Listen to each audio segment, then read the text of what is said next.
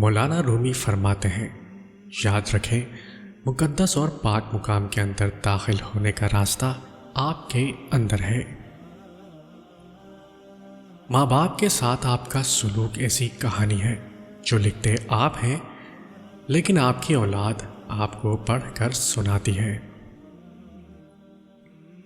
کنواں کھودنے والے کنویں میں جا گرتے ہیں۔ کوئی برا آدمی سزا پائے بغیر نہیں رہتا اور اچھائی جزا پائے بغیر نہیں ہوتی۔ حق پر یقین رکھو اور باقی جو ہوتا ہے ہونے دو۔ دانائی کا تعلق بالوں کی سفیدی سے نہیں ہے، عقل اور تجربے سے ہے۔ دل سیاہ ہو تو داڑھی کے سفید بالوں کی کیا وقت۔ اللہ تعالیٰ ظاہر کے بجائے باطن کو اور کل کے بجائے حال کو دیکھتا ہے۔ اگر تو بیکار پتھر ہے تو کسی صاحب علم کے پاس بیٹھ، گوہر بن جائے گا۔ غم نہ کرو، کھوئی ہوئی چیز کسی دوسری صورت میں واپس مل جاتی ہے۔ اللہ کے ولیوں کو اللہ کی طرف سے طاقت ہے کہ وہ کمان سے نکلے ہوئے تیر کو واپس کر دیتے ہیں۔ خوشی خالص اور صاف پانی کی طرح ہے، جہاں جہاں یہ بہتا ہے حیرت انگیز طور پر شاندار شگوفے کھلتے ہیں۔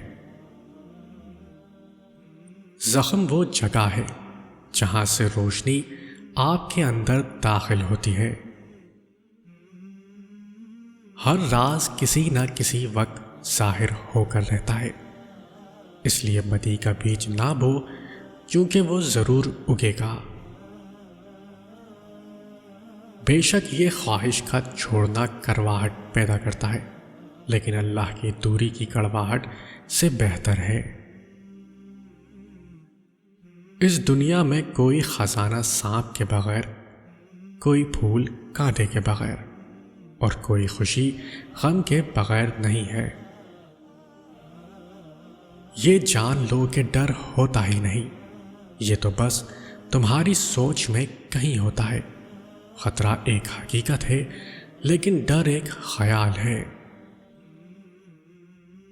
دل ایک آئینہ ہے، اگر وہ بدی سے پاک ہے تو اس میں خدا بھی نظر آ سکتا ہے۔ ایک اچھا انسان کسی سے شکایت نہیں کرتا، نہ وہ خامیاں تلاش کرتا ہے۔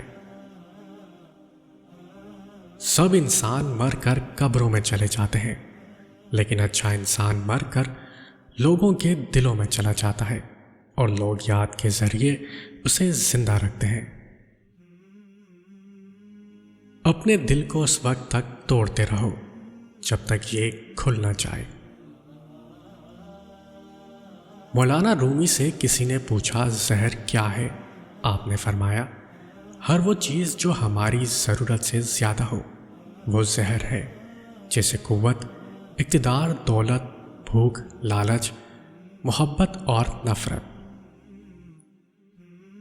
صرف پیسہ ہی رزق نہیں، بلکہ عقل، ادب، چہرہ اور علم بھی رزق ہیں، اور اس سے بڑی بات کہ بہترین دوست بھی رزق میں شامل ہیں۔